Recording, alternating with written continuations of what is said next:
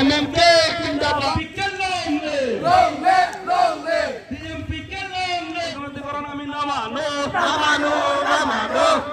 আমি সদৌ মানে অসমত যিমানখিনি আমাৰ ট্ৰাইবেল আছে এই সমগ্ৰ ট্ৰাইবেল সংঘৰ মানে প্ৰতিটো জাতিৰ প্ৰতিটো সংগঠনে আমি গুৰুভাৱে মানে বিৰোধিতা কৰিছোঁ। কাৰণ এই 6 জনগোষ্ঠী জনজাতিকৰণ কৰাটো বাদেই দিয়ক, এটা জনগোষ্ঠী যদি জনজাতিকৰণ কৰে সেইটো আমি মানি লোৱাত নাই। কাৰণ এই 6টা জনগোষ্ঠী বহুত দূৰৰ কথা, সাংঘাতিকভাৱে আমাক চেপি ধৰিব আমাক। আমি মানে মাজত উশাহ ল'ব নোৱাৰা হৈ যাম।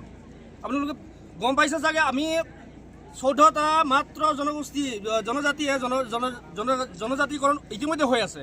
তো মাজত ইমানখিনি যে জাপি দিব আমাৰ ওপৰত 1 কোটিৰ ওপৰত আছে নহয় জানো? তো ইহঁতকেইটাই যদি আমাৰ 40 লাখৰ মাজত যদি জাপি দিয়ে, আমিতো তাত আমি ক'তো মানে উশাহ নিশাহ ল'বলৈ আমি জেগা নোপোৱা হৈ যাম। গতিকে আমি সাংঘাতিকভাৱে তেখেতসকলক আমি ইয়াৰ পৰা সকীয়াই দিব বিচাৰোঁ।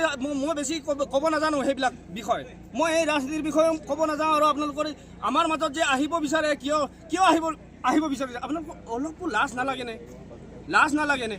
এই আপোনালোকে যে উৎপন্ন কৰিছিলে নিম্ন জাতি উচ্চ জাতি, আমি নিম্ন জাতি, এই আমাৰ ব্লাডে শিৰে ৰন্ধে যে নিম্ন জাতি বুলি পেলাই আপোনালোকে আমাক ঘৃণাৰ পাত্ৰ কৰিছিলে। গতিকে এই ঘৃণাৰ পাত্ৰত আপোনালোকে যে আকৌ পুনৰবাৰ উভতি আহিব বিচাৰিছে, কিয়? আপোনালোকৰ লাজ নালাগে অকণো? গতিকে আপোনালোকে ক'ত কি কেনেকৈ বিচাৰক, কিন্তু এছ টিৰ মাজত কেতিয়াও নাহক। এইটো মই গুৰুভাৱে বিৰোধিতা কৰিছোঁ। TMPকে বিৰোধিতা কৰিছে। সমগ্ৰ অসমৰ য'ত মানে চুকে কোণে আমাৰ মিচিঙৰ লগতেই জনজাতীয় লোক আছে, সকলোৱেই বিৰোধ কৰিছোঁ। হয়, ইতিমধ্যে যিহেতু শীতকালীন অধিৱেশন চলি আছে আৰু ইয়াত এই বিষয়টো উত্থাপন হ'ব অৱশ্যে। যদি জনজাতিকৰণ কৰা হয় তেনেহ'লে আপোনালোকৰ কেনেধৰণৰ সিদ্ধান্ত? এই চৰকাৰে সেইখিনি উঠাই দিব লাগিব, নহ'লে আমি ইয়াত উশাহ মানে অক্সিজেন নাপাম। অক্সিজেন পাবলৈ আমাক সুবিধা দিয়ক।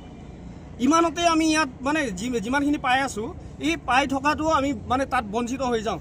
আজি চাওক, যিকোনো মানে চৰকাৰৰ কি বুলি কয় আপোনাৰ এই চৰকাৰী চাকৰিয়ালৰ লিষ্ট ওলায়, তাত শইকীয়া কলিতা তেখেতসকলে কেতিয়াবা ST লিখিব পাৰিলে? আমি তেতিয়া অবাক হৈছিলোঁ। এই যে মেৰিট লিষ্টত যিটো ব্ৰেকেটত STP STH কিহৰ কাৰণে লিখে আপোনালোকে? লাজ নালাগে? সেইটো এই আপোনালোকৰ থিংকিংটো যে আগৰ পৰা আমাক মানে চেপি ধৰিব বিচাৰিছিলে নেকি? আমি মানি লোৱাত নাই। এতিয়া আমি জংগী আন্দোলন কৰিব বিচাৰিছোঁ। যদি কাইলৈ যদি এই খচৰা যদি আমাৰ মাজত যদি মোকলাই দিয়ে নহয়, আমি ইয়াতকৈ ভয়ানক সাংঘাতিকভাৱে আমি আন্দোলন কৰিবলৈ আমি বাধ্য হ'ম। ঠিক আছে, ধন্যবাদ।